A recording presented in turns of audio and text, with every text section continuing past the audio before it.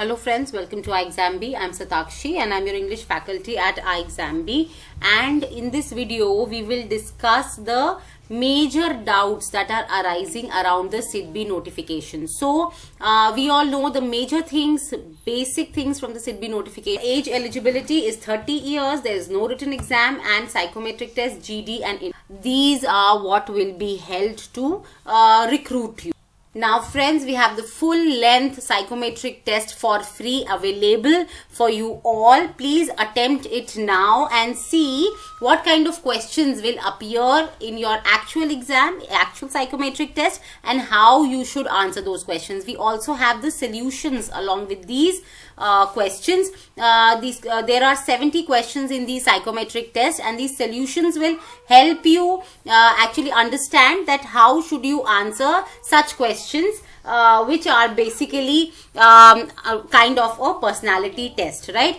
So now the main question is, so many aspirants are facing that, am I eligible or not? So first things first, clericals are not eligible. This position or this opening is only for officer cadre lot, right? And now friends, to answer all your doubts, we have this upcoming workshop on 16th of November, 7 p.m. Register for it in the link given in the description box. And in this workshop, there are so many things, you know, you will understand by the end of this video. There are so many things that you have to understand. And friends, it is very much possible that by reading the notification you may feel that okay, maybe I'm not eligible, maybe I'm not eligible, but believe me, there are certain caveats. They look like the caveats that are imposed, but actually there is a way around, and you may be actually eligible for this particular post, SIDBI Grade A Assistant Manager post, right?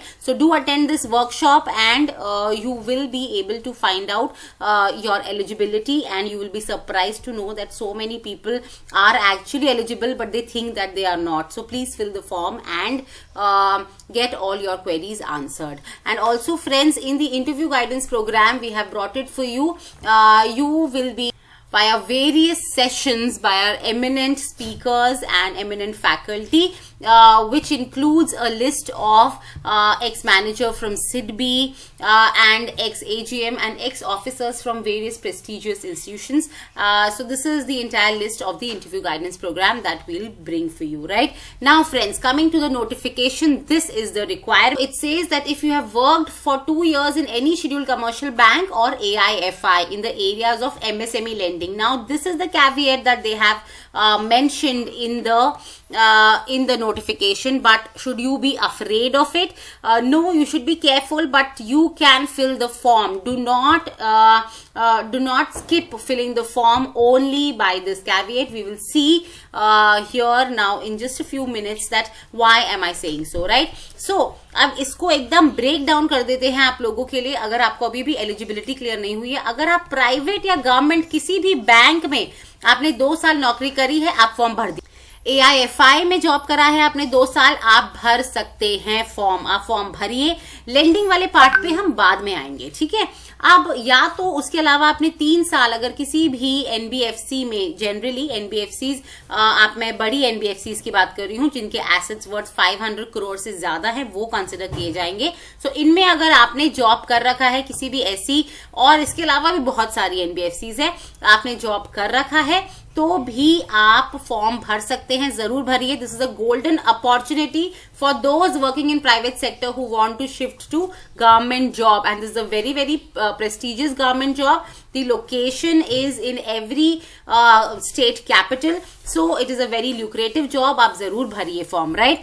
अब आते हैं main question पे, क्या मुझे अपना MSME lending का experience prove करना पड़ेगा? Will I have to prove my MSME lending experience? तो देखिए, डिफरेंट स्टेजेस पे ये क्वेश्चन आपको डिफरेंट तरह से आपको इंटरप्रेट करना है या हैंडल करना है. अब देखिए, यहाँ क्या है, आपका जो फॉर्म है, अब देखिए फॉर्म में उन्होंने ये चीज पूछी है कि क्या आपने 2 साल किसी भी बैंक या AIFI में काम कर रखा है या नहीं, तो आप यस करेंगे इसको, अगर आपको बैंक एक्सपीरियंस के बेसिस पे आप अप्लाई कर रहे हैं। अगर आप NBFC के एक्सपीरियंस के बेसिस पे अप्लाई कर रहे हैं तो आप नो लिखेंगे।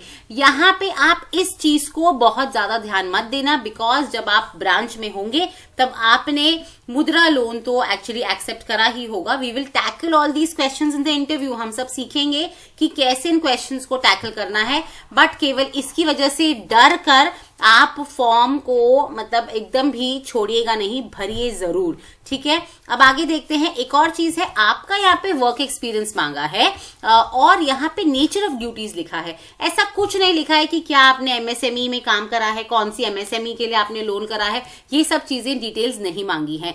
नेक्स्ट स्टेप क्या है आपका, जो आपका वर्क एक्सपीरियंस का सर्टिफिकेट वो मांगेंगे।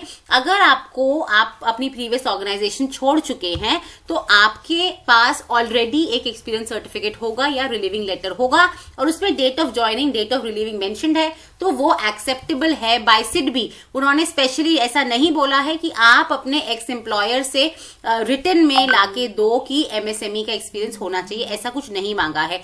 पर रिलीविंग लेटर में अगर ये सब नहीं है, date of joining, date of relieving, वो तो होता है वैसे, पर अगर नहीं है तब आपका बोनाफाइड एक्सपीरियंस सर्टिफिकेट मांगेंगे, जिसमें आपका डिपार्टमेंट और जॉब प्रोफाइल ये सब चीजें मेंशन्ड होनी चाहिए, ठीक है। अब आते हैं इस बात पर, अगर आपने किसी ब्रांच में काम किया है और आप श्योर नहीं है कि ये मैंने MSME लेंडिंग में स्पेशली तो काम नहीं करा है, तो क्या मैं अप्लाई कर सकता हूं या नहीं।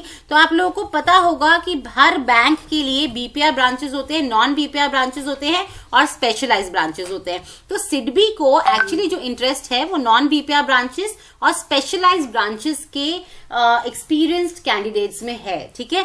अब मैक्सिमम लोग जो हैं वो BPR ब्रांचेस के होते हैं। BPR ब्रांचेस क्या होती है, वो जस्ट एज इंटरफेस एक्ट करती है, मेनली वो मेन ऑपरेशंस करती हैं बैंकिंग के डे टू डे, पर लोन प्रोसेसिंग वगैरह ये सब पीछे होता है दूसरे सेल्स में, तो वो वहां पे लोन फॉरवर्ड कर देती हैं, इसीलिए इनके नाम पे नहीं आता है। अगर आपने यहाँ काम किया है ऐसा नहीं आएगा कि आपको लोन करने का एक्सपीरियंस है, क्योंकि वो एक्सपीरियंस यहाँ पे सेल में जो लोग बैठे हैं उनके एक्सपीरियंस में काउंट हो जाता है, राइट। तो इसीलिए सिडबी को ऐसे लोगों में इंटरेस्ट नहीं है।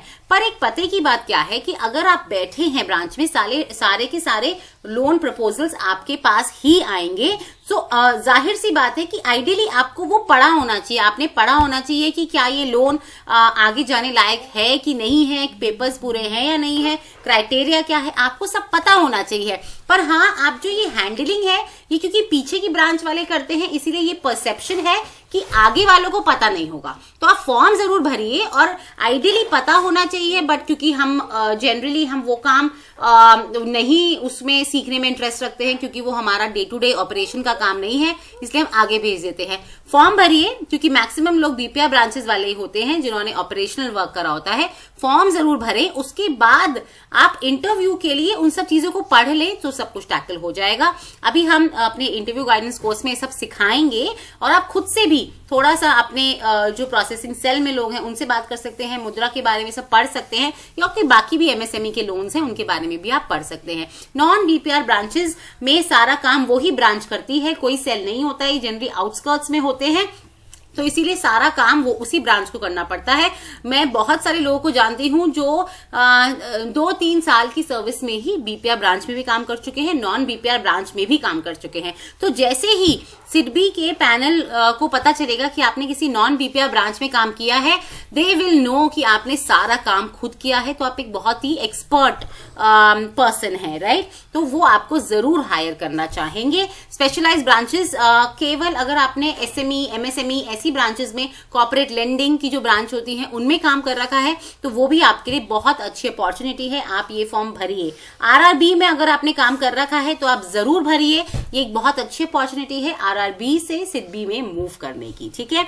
और क्या मुझे फॉर्म भरना चाहिए अगर मेरे पास कोई MSME लेंडिंग एक्सपीरियंस नहीं है, पर एक्चुअली अगर आपने ब्रांच में काम करा है तो यस, आपको फॉर्म भरना चाहिए। सब चीजें इंटरव्यू टाइम में टैकल हो जाएंगी, हम आपको पूरा सिखाएंगे, पर आप फॉर्म भरिए पहले, ठीक है।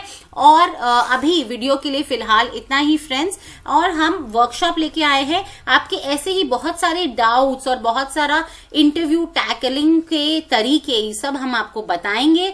आप वर्कशॉप जरूर अटेंड करें, इट्स अ फ्री है। और अपने सारे डाउट्स और जो औरों के भी डाउट्स होंगे उससे भी हमें बहुत कुछ सीखने को मिलता है। सो मेक श्योर करें कि आप उस वर्कशॉप को अटेंड करें। और भी कोई डाउट है तो आप अभी भी पूछ सकते हैं इस नंबर पे फोन करके या hello@iexambee.com पे लिखकर, और इससे आपका थोड़ी बहुत क्लैरिटी आपको मिल सकती है। This is all for the video friends, thanks for watching. अगर आपने हमारे चैनल को सब्सक्राइब नहीं करा है प्लीज करिए, do press the bell icon to continue receiving the updates of the videos we bring for you.